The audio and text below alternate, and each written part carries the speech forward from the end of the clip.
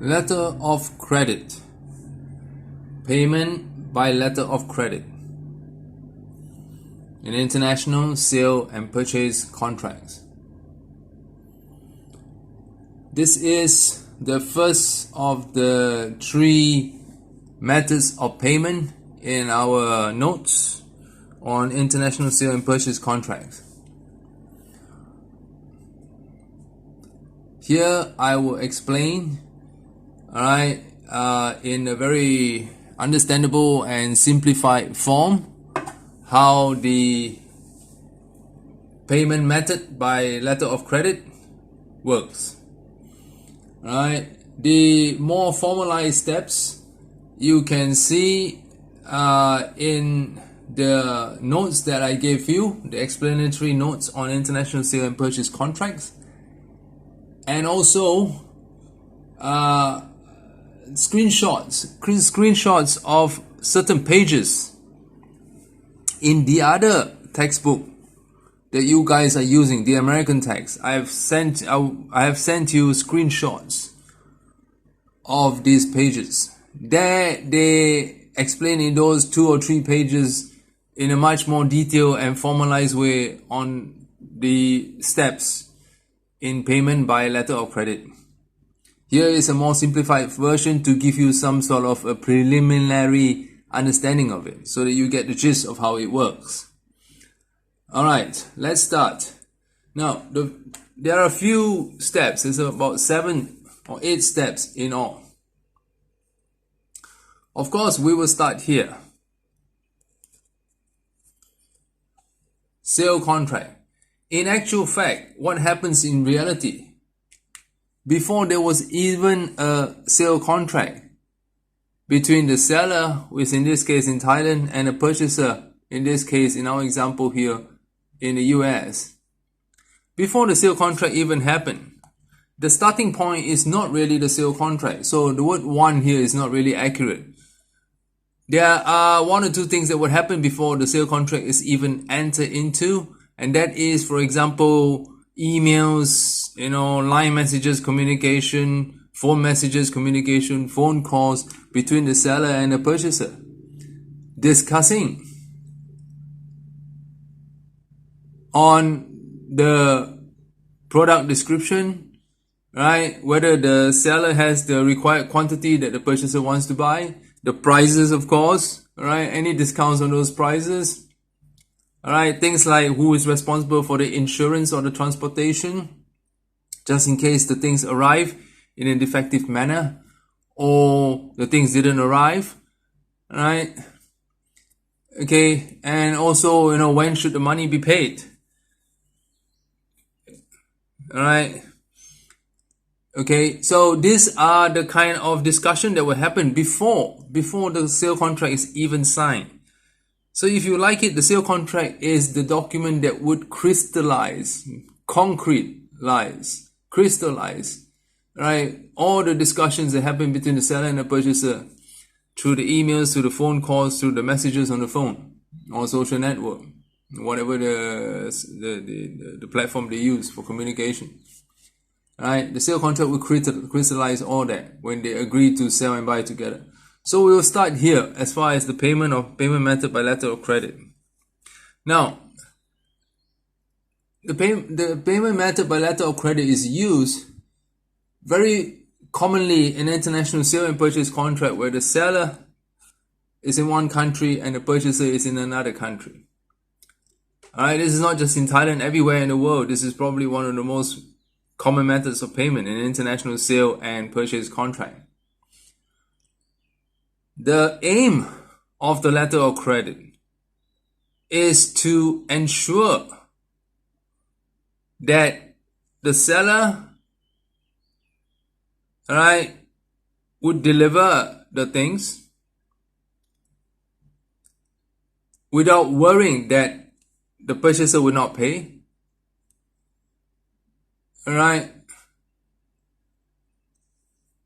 Okay, and the seller can put the things on the boat for delivery or use whatever means of delivery agreed without worrying that the purchaser would not pay. Okay, Now, as I explain this method, how it works, you'll see how these two aims are achieved. Alright, as I say, the first step is the sales contract. Now, you will be looking at an international sale and purchase contract. You will be reviewing an international sale and purchase contracts. And you will see in there many conditions in this kind of contract, in addition to the simple selling and buying. In addition to the simple transfer of ownership and payment of the purchase price, there are many other conditions in this contract agreed. For example, alright, for example, payment of the purchase price by letter of credit, method of payment. Alright, don't forget, they are in USA. They are not going to pay in baht. Right, they're going to pay in US currency. Should there be an exchange rate so that the US dollar will be changed to Thai baht when it arrives? Well, what exchange rate would that be? Right, should there be an agreed upon exchange rate? Right, when should the things be delivered? When should payment be made? Right, what if payment is not made? And of course, our good friend governing law condition. What if there is a breach of contract by either one of these parties? The one who suffers the damage claims for the breach of contract. Let's say the seller don't deliver, the purchaser claims for the breach of contract. Claim where? Claim where? In Thailand? In USA? And what law to use? What is the governing law? So, there's all these other conditions to consider in addition to just the simple sale contract, which is ownership, title transfer, and payment of the purchase price. Alright? So, if you look at the word sale contract here, take note. It is not just buying and selling. There are a lot of other conditions into it. Sometimes there are not a lot of conditions. Sometimes there are a few conditions, but there are additional conditions to just ownership, title transfer, and payment of the purchase price. Alright, just let me get that clear first. So, let's say they had all this discussion about the product, the model of the product, the price, whether they have the seller have the required quantity to sell, okay, all the discussion that happened before the sale contract. And they finally come to some sort of an agreement that they can buy and sell together. They enter into a sale contract with all the conditions in it. Alright? Now, after this step, the seller would issue to the purchaser a document also that I have sent you in a form of a screenshot. Right? This document is an invoice, or what they call a pro forma invoice. So I put here as a second step. You have a screenshot of this document. Look at it now. Look at the screenshot of the pro forma invoice now. And also look at the back page of it. Look also at the back page of the pro forma invoice. The second page of it.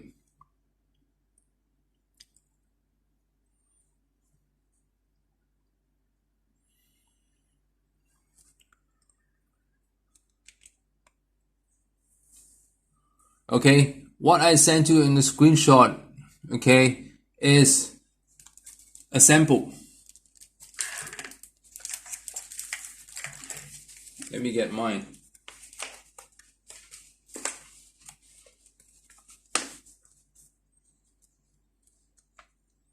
I don't have it with me.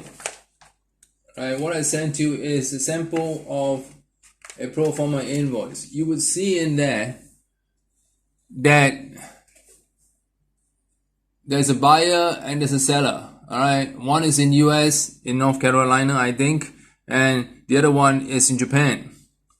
Alright, and you can see that they're selling pillows. The description of the product is there. The quantity of the product is there. The price per piece is also there. Alright, the quantity, how many pillows purchased is there. That's an example of a pro forma invoice. So that's the kind of invoice, coming back here to our lecture, that's the kind of invoice that the seller will send to the purchaser. Alright.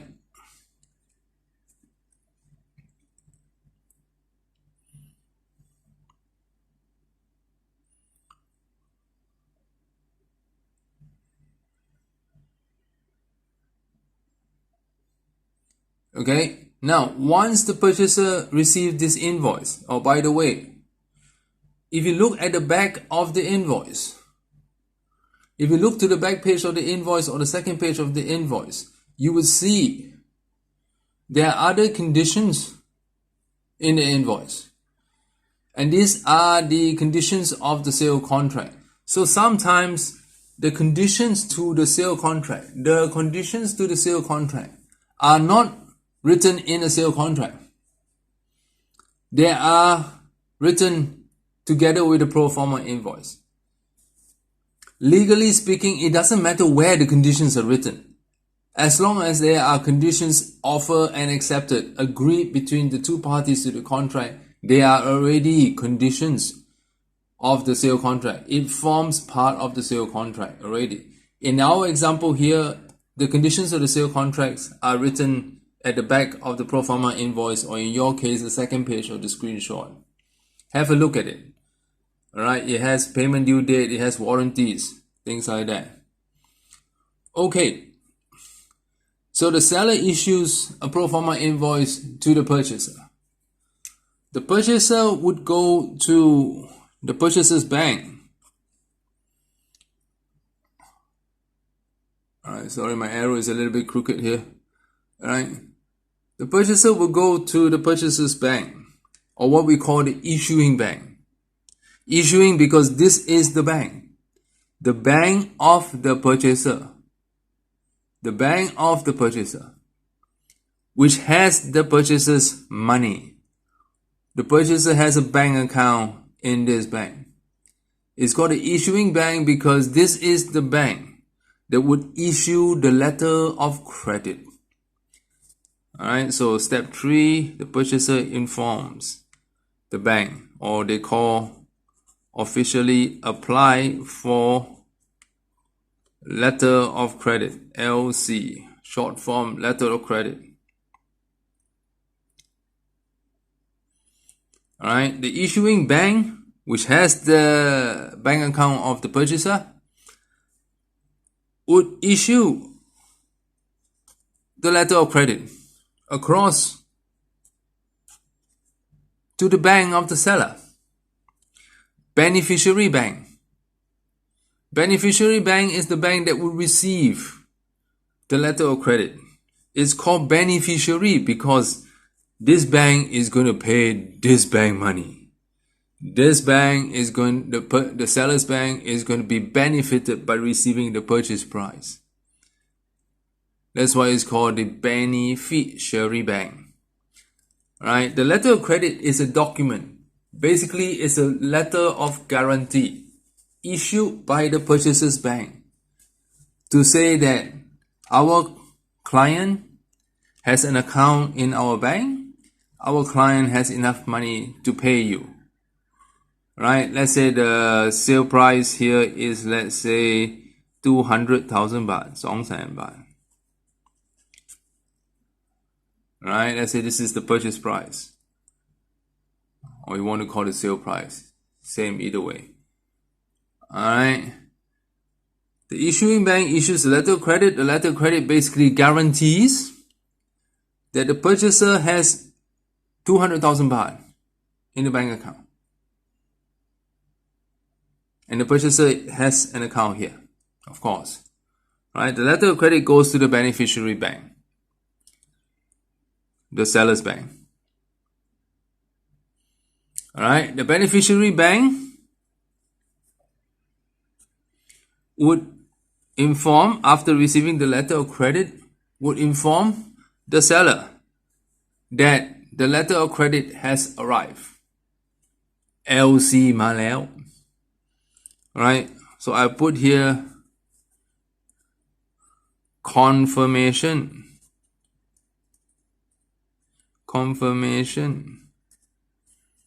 Right? On receipt of LC.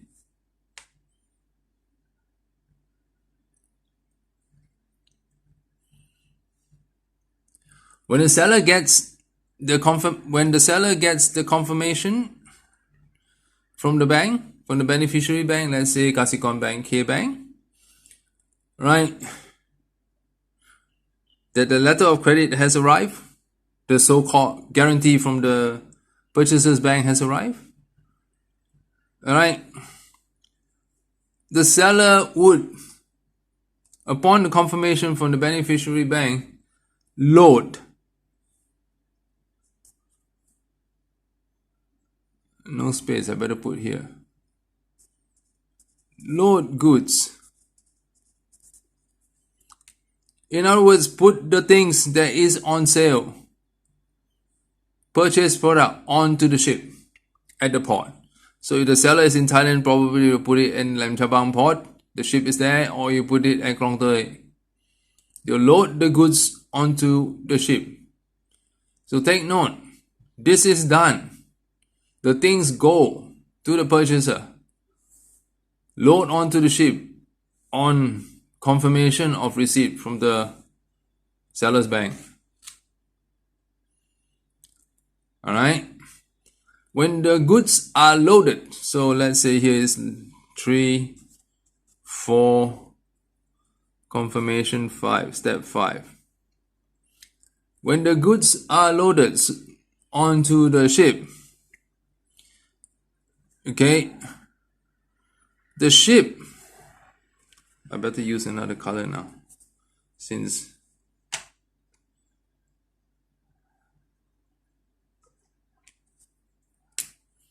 it's getting dark. Sorry about that. The colors are getting dark. Okay, the shipping company would issue to the seller, sorry, not Thailand, seller in Thailand, all right, certain documents. What documents would it be issuing? Okay, I'll write it here since I don't have enough space here. All right, camera is getting blurred. I'll write it here since I don't have enough space here. The documents that the shipping company would issue to the seller is the most important one, the bill of lading. Bill of lading. Lading. Bill of lading. What is the bill of lading? The bill of lading is a document issued by the shipping company to say that the things are already put on the ship. Right? You บนเรือแล้ว or you บนเครื่องแล้ว or if it's a plane. Right? Confirmation from the shipping company or whatever is the transportation company, or you say the logistic company. Alright. Other documents. There are other documents. Okay, I will put plus other docs. Other docs. Other documents. These other documents, what are they?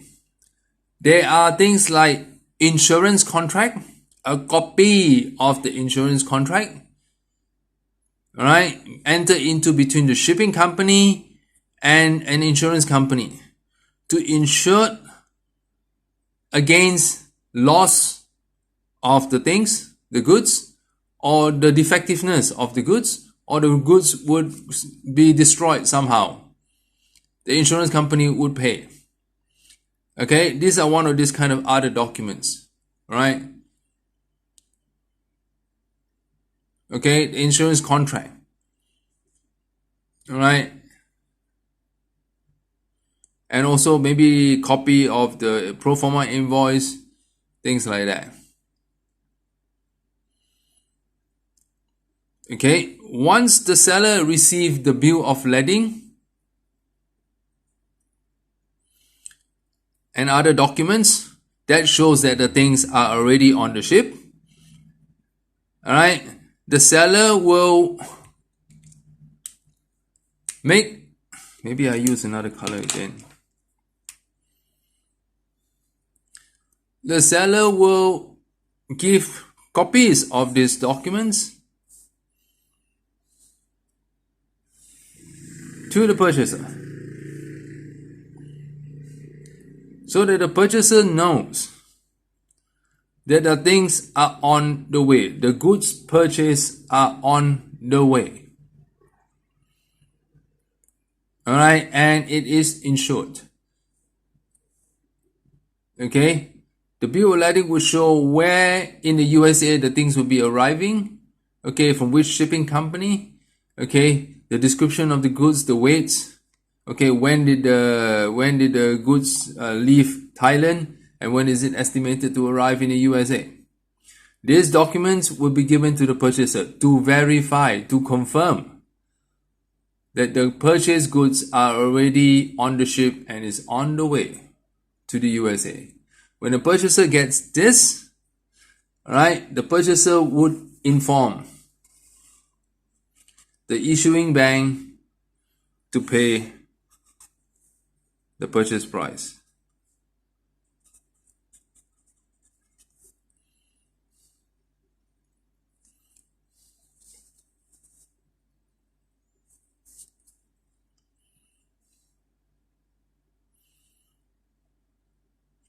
Alright, I'll put here inform. Okay, so you could say this would be the loading and the bill of lading documents received. This would be step 6. And this would be step 7. Payment here is 7. So those are the 7 steps. In this way, look at it carefully. Look at it in terms of the sequence. What comes first, what comes after.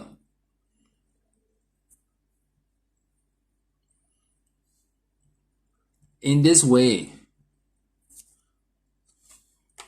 the seller's main concern, whether the purchaser is going to pay or not, alright, is protected by this letter of credit.